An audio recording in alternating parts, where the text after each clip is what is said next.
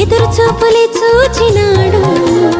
ఇంటిని విడిచి తిరిగిన నాకై ఎదురు చూపులే చూచినాడు.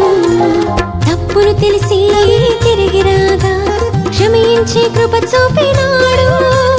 తప్పును తెలిసి తిరిగి రాగా క్షమించి కృప చూపినాడు. ఎన్నో వరములు ఇచ్చినా